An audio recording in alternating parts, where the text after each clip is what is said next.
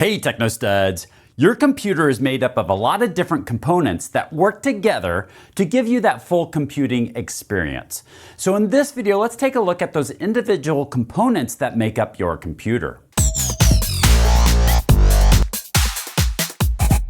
In this video, we're going to build out a computer. I'm going to build out a model of a computer and show you how each component works to make the computer function. Then I'm going to show you what it actually looks like in real life, so we get a visual of how these components look like. We're going to start with the central processing unit, or the CPU. Then we're going to get into storage and how we can store data on a computer. We're going to get into random access memory, or RAM, and its critical role on a computer. We're going to talk about the function of the motherboard and how it ties everything together. We'll get into a graphics processing unit, or GPU, and how it displays things so that way we can actually interact with the computer.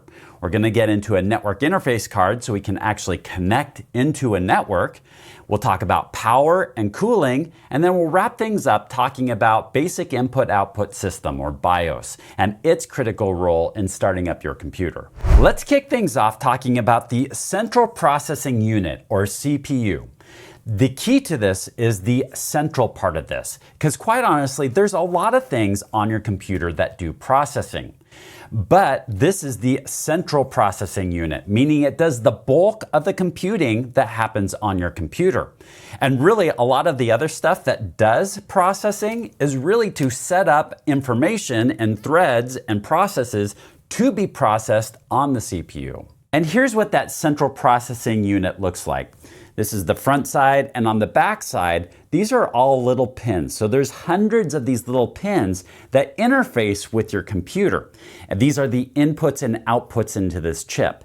And so what data will be lined up and threads will be lined up to do the processing on this chip, it will go through its calculations and then send it back out to be sent back to wherever it needs to go.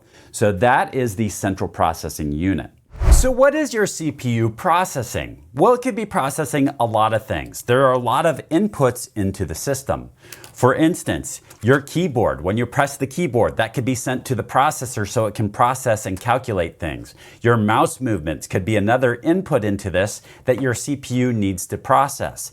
Even storage. There's a lot of information that comes from storage that needs to be processed. So storage interacts with the rest of the system. Now this is a solid state drive. And so what will happen is that this is one of the inputs and outputs of the system, so that way it can bring in things like software and data into the system to be processed. There's lots of different types of storage, but this is just one example. This is a solid state drive right here, and you can see the pins, and these are the pins that interact with the computer. So this would be something that would go onto the computer that allows you to store programs or data or whatever it is that you want to store on your computer. Next up, we have random access memory, or RAM. Now, this is a solid state drive, and it's relatively slow. Now, solid state drives, or SSDs, are actually much faster than the old spindle drives that we used to have. However, this still is a relatively slow technology compared to random access memory. So what random access memory is, you can think of it as short-term memory, versus this storage right here is long-term memory. Just like your brain has short-term memory and long-term memory, what happens is that when we have something that's stored that we want to access, that gets loaded up into RAM, so that way it can then be processed by the CPU. And this is a much faster back and forth between the RAM and the CPU. And then when you go to save something, then it gets stored back on this slower storage, this solid state drive. So this is actually a little bit better model of what RAM actually looks like, because RAM is the staging area for what goes in and out of your CPU. So if you have certain inputs into your system, if you've got certain storage that's going in and out of your system, if you've got outputs in your system, they pretty much go through the RAM to access the CPU. It stages it to go into the CPU, and then when it comes out, then it goes back into the RAM and then sent out to wherever it's going to go. And so one of the reasons for this is because any of these technologies here, the input, output, and the storage, could be slow. And so we need a place to store things before we send it off to these slower medias. So that's what the RAM is there for, is to store it before it goes off to the slower media, as well as things come into it because the CPU might be processing things, probably is processing things at any given time, and it needs to be staged before it goes into the CPU.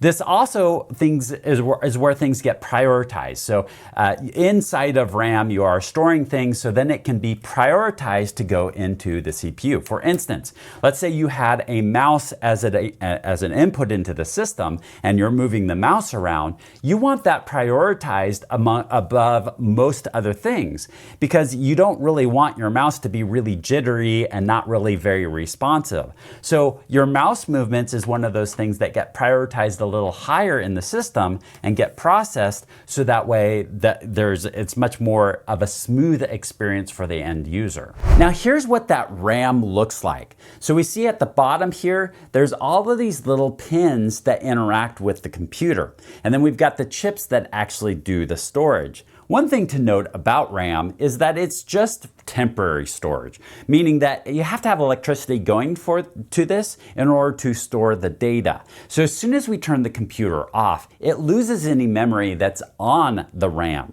So it's just meant for that quick access between the CPU and all of the other components. Next up, we have the motherboard. You can also call it the system board.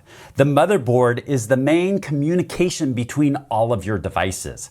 I like to think of it as the highway. The highway has different lanes. Well, your motherboard has different lanes. So your channels, you have hundreds of pins coming into the CPU. And so where is it coming from? Well, we said that a lot of it's coming from the RAM here. So you've got all of these different lanes of highway going into that CPU. Well, that's got to be stored on something. We're not going to have individual wires for each one of those. So the motherboard is where those conductors actually are on.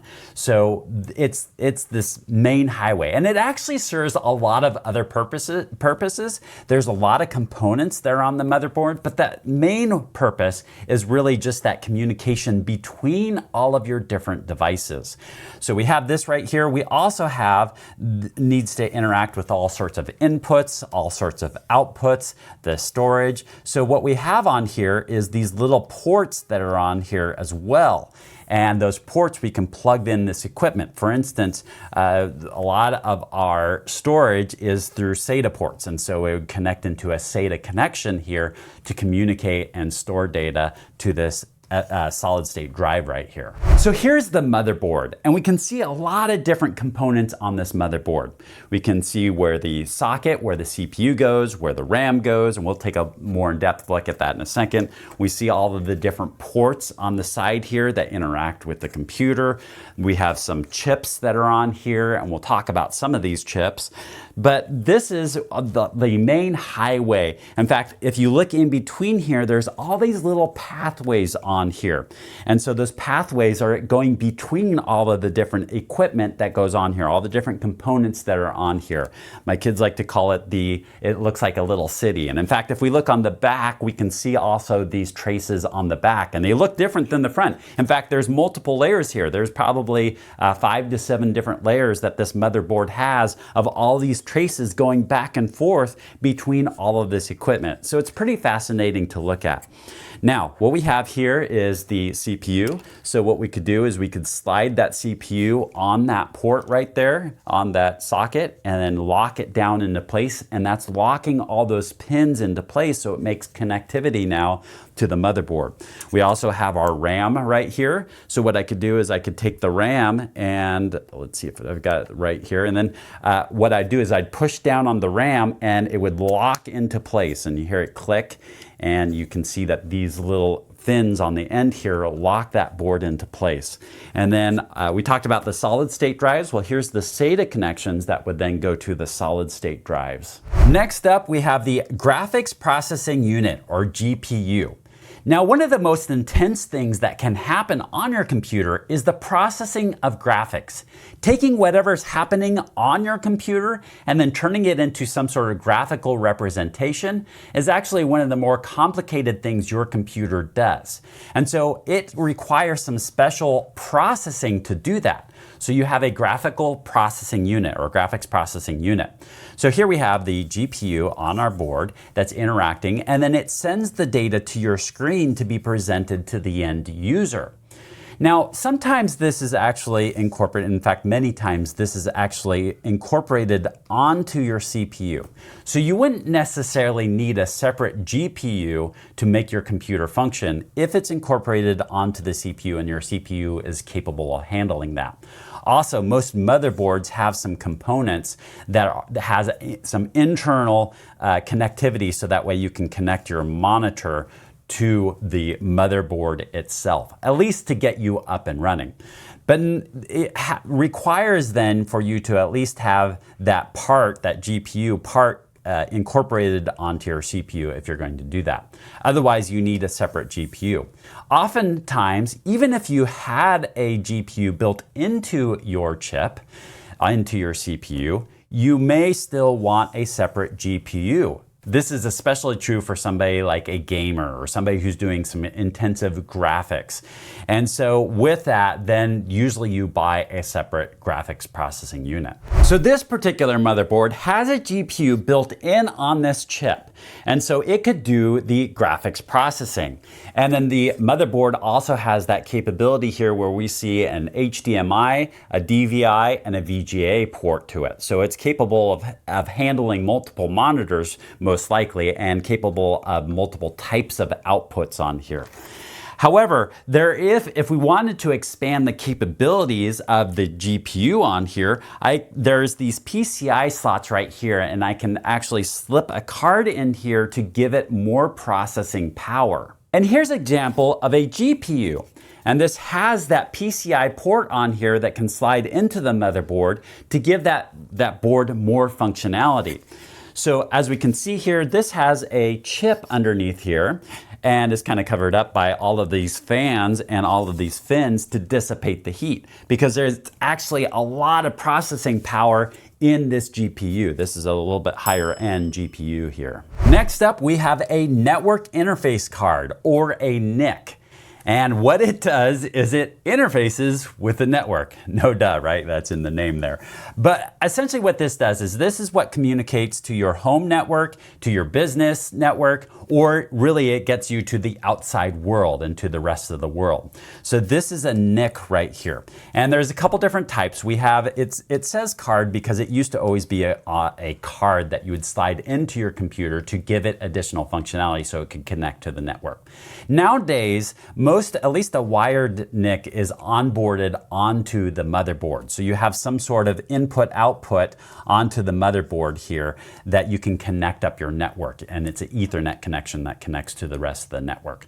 So that's what we have now. The other thing that we also have, there's two different types. There's a wired and there's a wireless. And so a lot of your laptops have a wireless that's built into the laptop, and sometimes has a wired. A lot of your desktop machines have usually have a wired component, and many of them also have the wireless nowadays.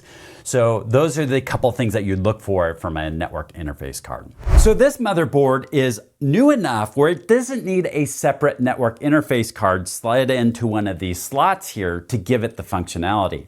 It's built into the motherboard, but it is old enough where it doesn't have wireless capabilities. So we can see the port that we'd actually connect to. This port is called an RJ45 or registered jack 45. So this port is our network interface.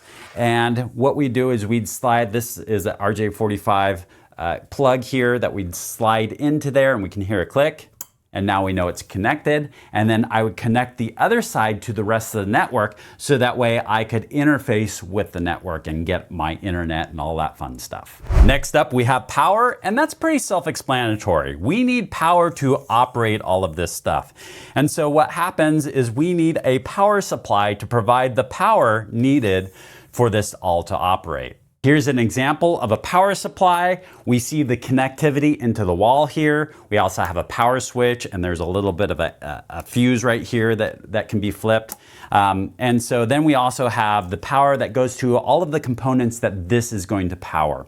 And then we have a cooling fan on here, and there's a wattage involved with this. And so you do need to make sure that you get the proper power supply that's going to be able to supply enough power for all of the devices you have connected to your computer. And all of this requires some sort of cooling. The thing is with all of this is all these electrons going back and forth create heat. And if that heat doesn't get dissipated, then it could damage some of your equipment. So your CPU actually is one of those things that can generate a lot of heat. So that's one of the most critical things that we need to cool down.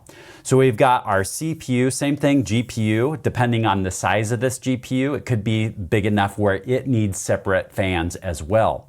And then your power supply, there's electricity going through there, so it needs some sort of fan. And then usually you have a fan on the case as well. So there's some sort of central fan that's blowing across here, so that way it can cool these components. Now, as I mentioned, the CPU is one of the things that generates the most heat on your computer, and it's the most critical for cooling down, which is why it gets its own fan or cooling system. The fan isn't the only way that we can cool this off. So we've got the CPU right here, and we need to cool it off. So the first thing that we have here is this heat sink. But even before the heat sink, we've got this heat sink compound. You can see some of the residual of it right there.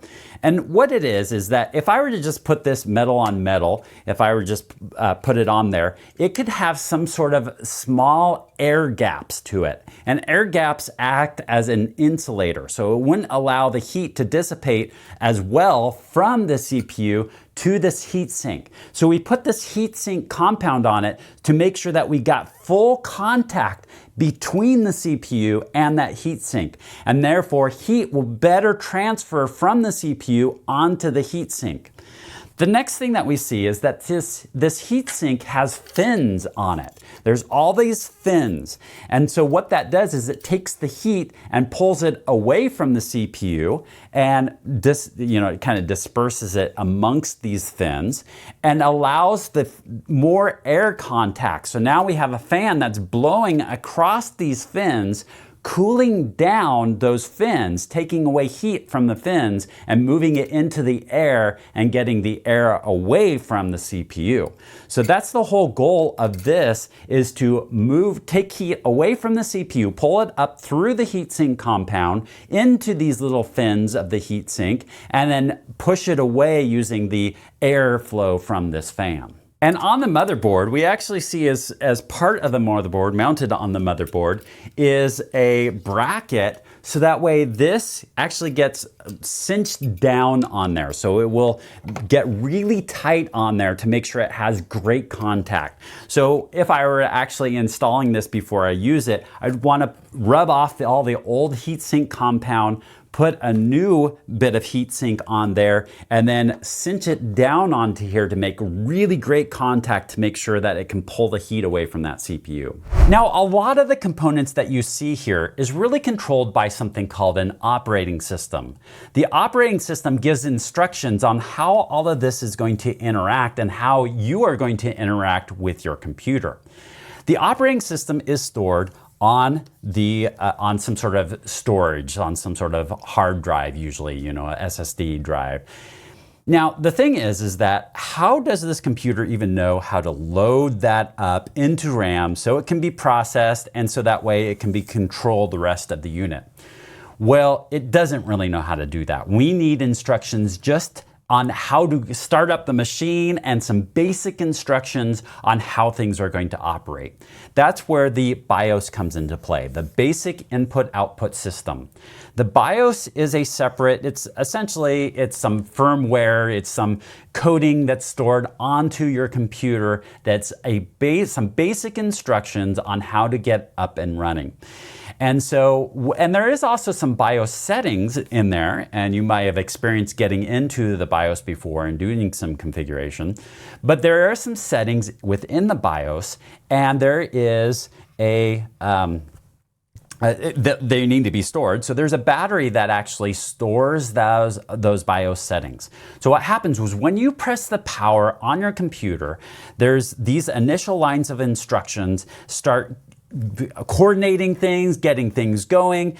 Some instructions get loaded onto RAM, so there's a little part of RAM that gets loaded up. Start giving the CPU instructions on what to do, start telling the motherboard what to do, start telling where to find the operating system, so it even knows where the operating system is located at, and then it'll start loading the operating system onto RAM. It'll section out a piece of RAM and start loading the operating system onto there, so that way the operating system can take control after the BIOS is done doing its thing.